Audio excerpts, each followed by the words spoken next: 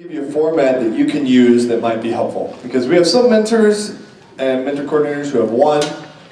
Most people have at least two. Some guys this year have 3 students. So when you're doing that, you're running a small group, and we want to give you a format to do that successfully. So in our program we have what we call teams. A normal team, now not everyone fits into this, but just normally this is what a team looks like. A mentor coordinator with a couple mentors, and then those students. So on mentor coordinator nights, or connect nights, the mentor coordinator connects with those mentors. On a regular basis, we have those mentors and those students connect at program, and we run little small groups. And you have like a meet spot in the gathering place that you go, you meet, and that's what a team looks like, okay? So that's helpful when we talk about when you will run these small groups, right? So mentors, like I mentioned, you have more than one student a lot of times, or sometimes you have a one-to-one, but they bring a friend, or sometimes one of the people in your team doesn't show up, one of the mentors, and you have to take their students, and suddenly you're running a small group. So this is good for everyone. Mentor coordinators, on Connect nights, you're meeting with 2 or 3 mentors, and you're running a small group. And so here's kind of, to start out, the 4 Ps. Brian created this, and I think it's an easy way to kind of start to talk about it. So why do we do it? It is, one, a necessity with, we just don't have a billion volunteers, so we can't do one-to-one all across the board. The other thing is, I think there is a myth out there that small groups are not as valuable as one-to-one. And I believe if you can do it correctly, a lot of times small groups have something even more to offer at times than one-to-one, but is at least as valuable, all right? And yeah, and another thing that it does is foster peer connection. When it's just you and your student, sometimes that student needs help connecting with other students. When you're running a small group, there's kind of a natural peer connection that happens. Preparation.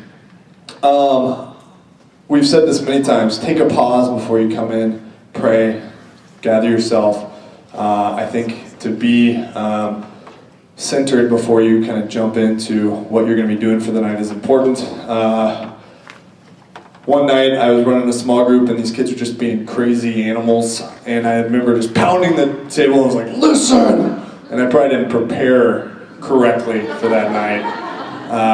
Pounding the table, it's not like I'm the youth leader. I'm pounding the table, not prepared. Okay, so be prepared as best you can, kind of think through the night. Placement. We have this weird kind of problem where we do all our student mentor time a lot of times in the sanctuary, and they're like, the chairs are right across. So especially if you have 3 guys and you sit on one end, you're like, hey, over there, how was your night? You know, it's hard to do. So I just think you have to think through, like, does that mean you go sit on the floor? We have chairs out in the sanctuary where you can kind of put them in a circle. One thing I think is very helpful, and you can choose what you want on this, is to get everyone on the same level. If you have people laying, sitting all over the place, it just is more difficult. In a small group, same level, try to be able to see everyone. I think that's important. Placement, kind of thinking through that. And then finally, position. When you're running a small group, it is your job to run the small group. Like, you take that group somewhere, right? And so I think sometimes we don't want to take the lead, or we don't want to push kids in a certain way. But in a small group, like, it's your job to create conversation and try as best you can. And it, obviously, I think you've heard us say it many times. You knock on the window, it doesn't always work. Sometimes kids just don't want to engage. But it's our job as small group leaders to try to take that group somewhere. So, how does that happen? We have a process that we use. Some of you may want to use it. We really encourage you to. We think it works. I would say I've been doing it for years and years. It works if you do it and you commit to this as best you can. And some of you have your own style, and maybe you can integrate that into this, but we're just going to start with this process, and then listen, because we're going to go into it and you guys are going to practice it. All right? So first, check in. So when you sit in a small group, so I'm here, students are here, and I run one of these every night with kids who maybe don't have a mentor, come in late or whatever to the program and don't have a mentor. So I kind of have kids that I mentor and run a small group with. And we'll start checking in. So what that means is you give your name, you rate your week 1 to 10, 1 being the worst week ever, 10 being the best week ever, and anywhere in between, right? And sometimes I'll say, depending on the students, if I have kids who are just 5, middle of the road, I'll say no 5s. You gotta tell me one way or the other. It can be 5.5, but no 5s. And then they give me 3 feelings, all right? 3 feelings from last week to this week, just to check in. So what are some feelings that you had? Anything that happened, whatever sticks out. In a way that I've kind of done this at Next Gen is I say, hey, give me 3 feelings in general, and then, hey, we just covered a topic tonight, right? We just talked about parables. Give me 2 or 3 feelings about that. So then you kind of divide it. You divide it programmatically, a topical thing, and then their life, right? Because when you mentor, we give you these questions. We just talked about a subject, and your job is to talk about their life and be there to support them, but as best you can, kind of integrate what we just talked about and help them think about that too, as best you can, right? Not every student wants to do that, but that's kind of what we're asking you to do. So that's what check-in is. Again, name, rate your week, 1 to 10, 3 feelings about your relational life, like just your life, and then 3 about the subject that we just covered, okay? And then each student will say whether they want to take time, which taking time means that they'll talk about the feelings. So they just say like 3 basic feelings, happy, sad, angry, frustrated, whatever. And then they'll say, yeah, I'll take some time. I'll talk tonight about that. Or they'll say, no, I don't want to. Okay? But what time looks like is they'll share, and then the leader helps people connect to what they're sharing. So what I would say about that is if a student is going through a divorce and they're really upset, maybe you don't have everyone in your group has gone through a divorce, but everyone in your group has felt sad, right? And so what I try to do as a leader of a small group is boil it down to the feeling and then have other students connect to that feeling. What's it felt like when you felt hopeless, or like there's nothing, like it's not going to get better? Anyone else felt that before? What was that like for you? Does that what he just said, is that kind of how you feel, or how is what you feel different than that? Suddenly your small group isn't just a one-on-one, but it's helping students connect. So they're sharing, and then you connect, and then you try to help kids support each other. So what do you need tonight? You just shared this thing, whether it was super vulnerable like a divorce, or whether it was like, oh, I just felt bored and I drink a lot of Mountain Dews, whatever. You shared this thing, like what about that do you need tonight from us? And some will say, oh, I just want you to give me advice. I just want advice. Some will say, I don't really need anything, or, maybe, I'm okay, and whatever. But you try to get, so advice, what I really try to get is students to empathize instead of give advice, because we all as humans, we love to give advice. It's harder for us to empathize, especially for students, really hard. And so that's what the support piece is about. And the thing I would say about that is it's the hardest thing for students to do. And the more you get to know, like if you have a couple of students, I love like helping students learn how to support each other. So sometimes I'll run a support group and notice that a student was really struggling to support another student, and I'll meet with them after a program and say, hey, what was that like for you? How did that go? Hey, I know that you've gone through similar things. He would have really, I think if you would have said something like this, it would have just been super helpful for him to know that you care about him. You can just kind of start to teach your group that you're running week after week how to support each other. And that's the hardest thing to do. But we're going to try that today. All right, and then at the end, one of the things that I've found is doing prayer requests at the end is super helpful if you can make enough time. Kids will be like, oh, I'm fine, I'm fine. And then they'll be like, oh, let's do prayer requests. Oh, my grandma died last week. Oh, so the whole thing we just did for an hour, that didn't come up, huh? So, doing prayer requests and praying is another opportunity for kids just to open up, end well, pray together, and be done. The thing is just a couple things to think about, because you do have this constant struggle of like, you want to support their relational life and all the things going on, but then you have the topics that we're talking about and how do you do those two. And the things I would say is, look, each group is different, each night is different. Sometimes they're going to dive right in. It's that kind of knock it on the window thing. Sometimes it's going to open wide and that'll be your whole topic for the night. And sometimes they'll have stuff going on in their relationships that are just really serious and they need to focus on those. And they may not even talk about the topics, and that's okay. And sometimes you weave in both things. And don't force it, the same thing. We're knocking on the window, we're not kicking it in. But again, don't avoid it. We're still knocking. We're still asking questions. We're still saying, hey, give me 3 feelings about the topic, giving opportunities for kids to respond and mentors to respond. All right, all that to say is, we're gonna now try to get you guys some opportunity to do this. And the first thing I wanna do is give you an example. So is anyone willing to come up and let me run a small group with you in it? And it's just you being yourself. I'm not asking you to play any character or anything, just to be yourself. And don't feel like you need to be super vulnerable, but we're gonna kind of walk through the example of a small group, and then we're gonna ask you to get in 3s and to run a small group yourselves, and take turns being the mentor or mentor coordinator, okay? People love that part. It's people's favorite part. Doing the role plays. Who would like to do this? Who would like to be a guinea pig up here and let me run a group with them? Evan? Woo! Juliana, right? Yes. All right, come on up.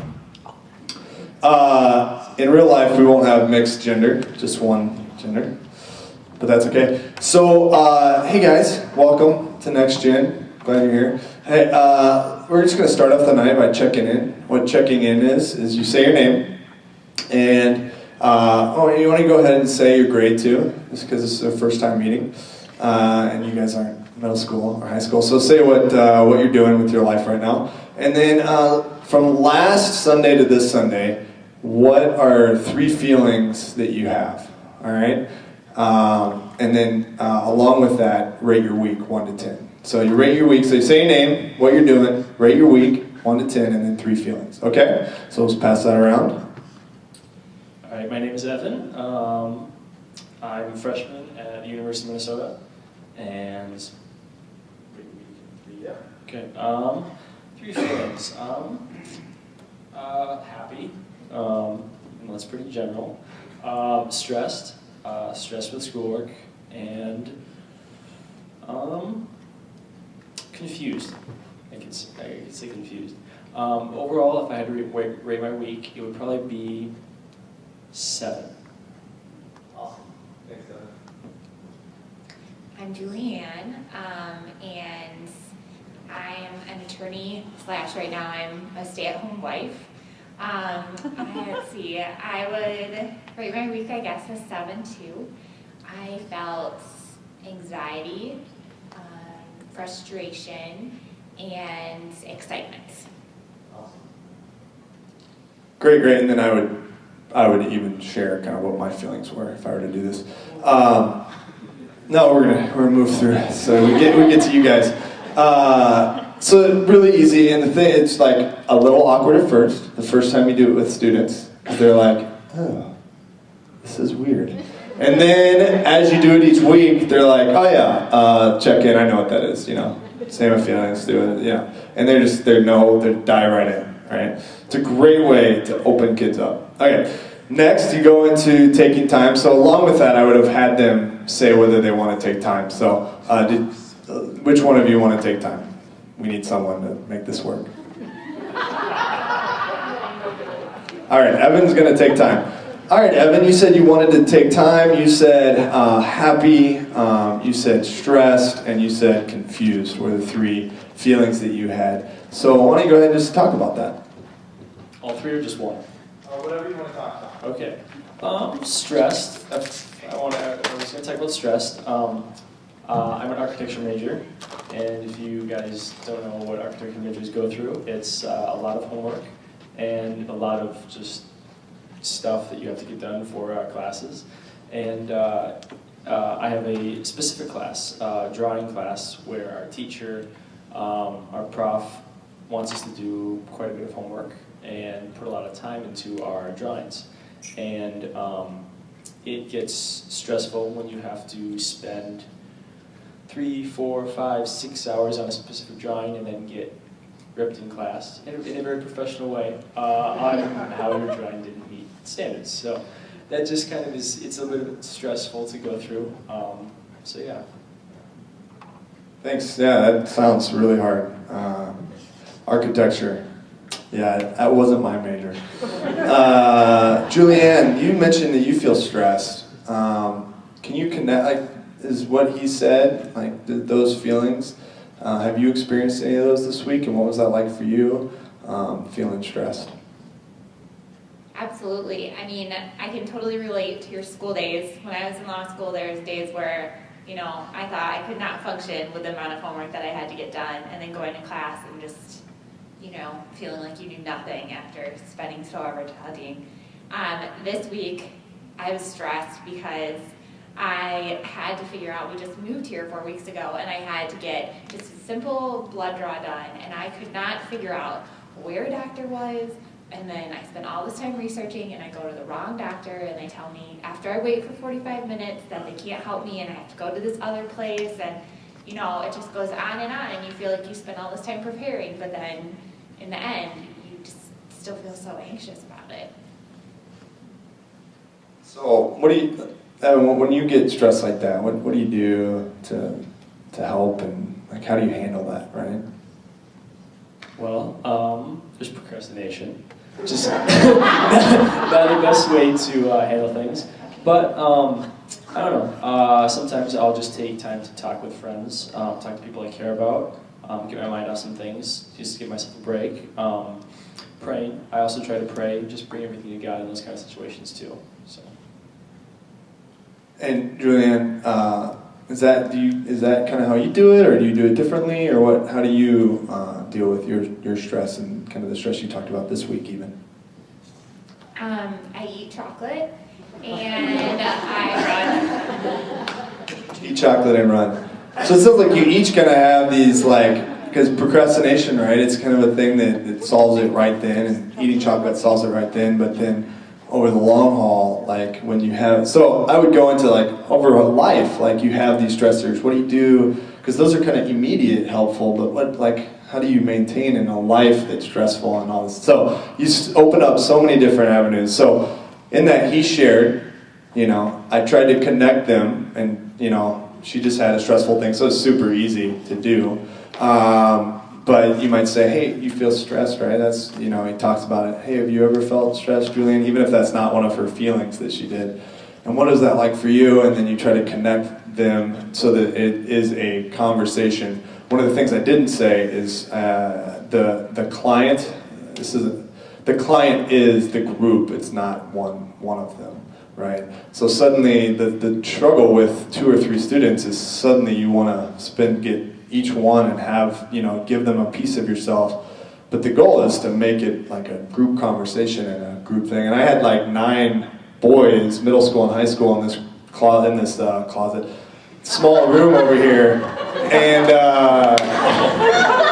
first, it really helps that we're in a closet, so we stay close. And it was great. I mean, kids were opening up, talking about stuff, and there's this little 7th grader, like, I'm fighting with this girl in my neighborhood, and then there's a senior in high school who can kind of talk about, oh, you know, here's some things I've done. So it's just like, it's a cool way. Again, it's one way that we encourage you to try to do a small group. So.